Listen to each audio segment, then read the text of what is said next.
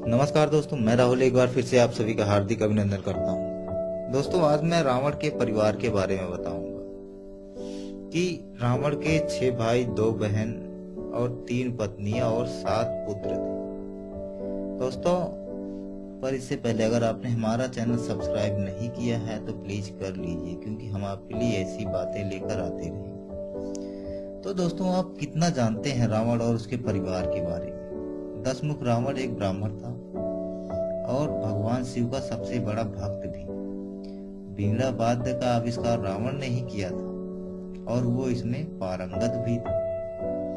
दोस्तों, रावण के 10 शीश, 6 शास्त्रों और 4 वेदों के प्रतीक थे, इसलिए रावण को प्रकांड पंडित की उपाधि दी थी ब्रह्मा ने।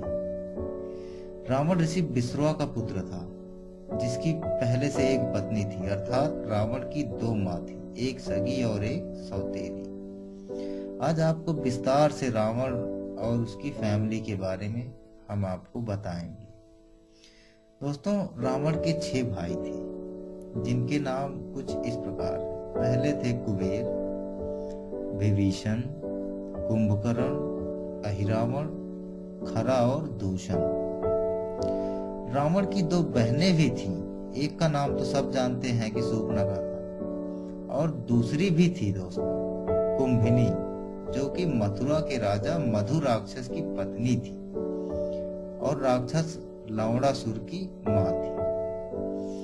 खरदूषण, कुंभिनी, अहिरावण और कुबेर सगे भाई बहन नहीं थे। दोस्तों, रावण की 3 पत्नियां थी। पहली का नाम मंदोदरी, जो कि राक्षस राज मयासुर की पुत्री थी और राजरानी थी।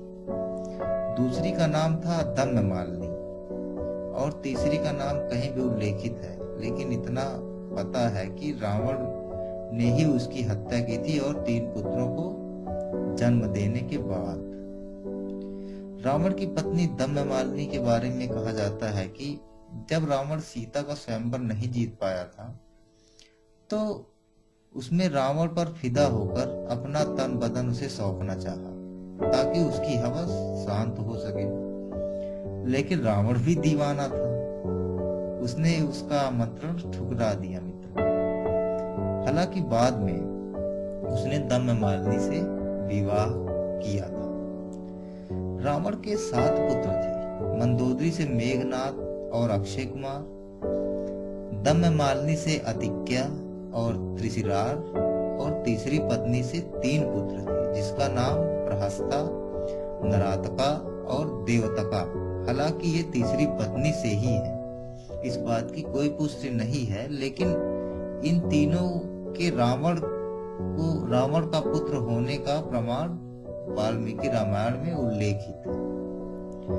आशा है दोस्तों, रावण के बारे में ये बातें आपको शायद ही मालूम, और अब आप भी रावण के बारे में ये बातें अपने परिचितों और बुजुर्गों को बताकर उन्हें प्रसन्नता प्राप्त करवा सकते हैं।